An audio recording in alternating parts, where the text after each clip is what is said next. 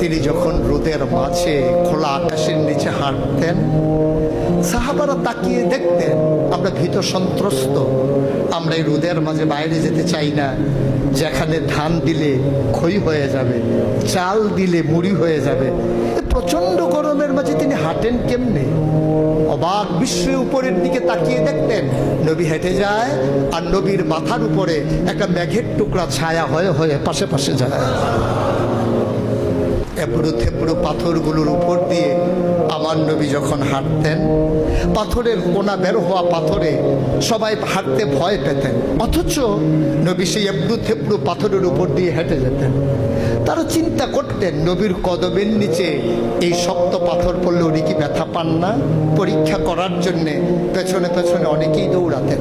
দৌড়ে দৌড়ে নবীর কদম মুবারকের নিচে যে পাথর পড়ে গিয়েছিল ওরা হাতে তুলে দেখতেন নবীর কদমের